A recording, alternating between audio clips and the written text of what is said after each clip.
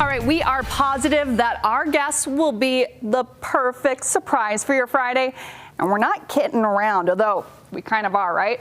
We're sitting down with Maddie Cushing, who is the social media coordinator for the Humane Society of Utah, to talk a little bit about an adorable holiday we have coming up. Thanks for joining us. Yeah, thanks for having us on. Before we talk about the holiday, we have to talk about this adorable little kiddo right here. Tell us a little bit about Tumbleweed. Yeah, this is Miss Tumbleweed. She is an 8-week-old kitten, and she comes from a litter of 4, all of which are available for adoption today at the Humane Society of Utah.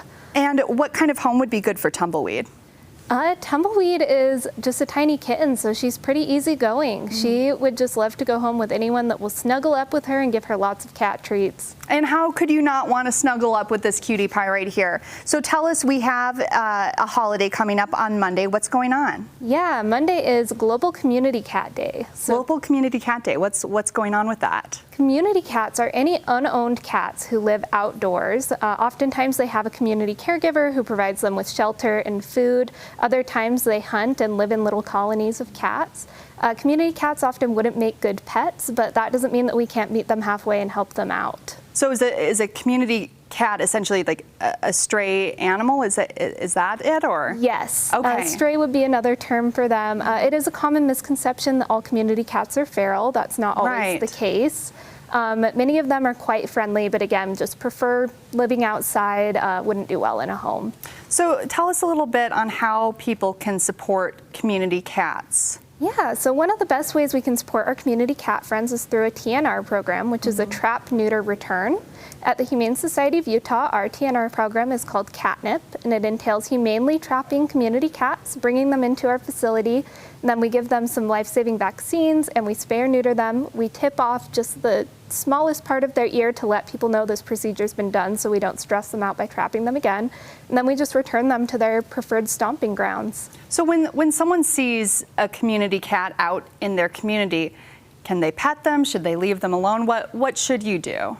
I would be a little bit cautious. It's a good idea to maybe let the cat come check you out, sniff you. If they're giving you some vibes that it seems like they might be okay to be petted, then I'd say go for it. If not, let's give them a respectful distance.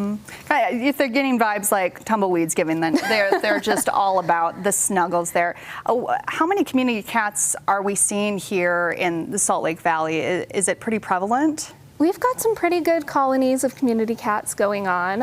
Again, we typically see some community caregivers taking care of them, but we don't want that population to expand, which is why TNR programs are so important. Helps keep that population under control and protects them from diseases as well. What can people do watching to help support this program? Absolutely. So we do charge a small fee if you want to bring some community cats in. It's $25. That's way under the cost of services rendered, but it still really helps out. You can also always just give a general donation to the Humane Society of Utah to support animals in our community, whether those be our community cat friends or animals in our care looking for homes. All right, Maddie Cushing, before we go, where can people find more information about this? Absolutely. You can head to our website, which is utahhumane.org/catnip for the catnip program, or just to the website for general information. All right, Maddie, thank you so much for joining us, and thank you for bringing Tumbleweed, who is absolutely adorable,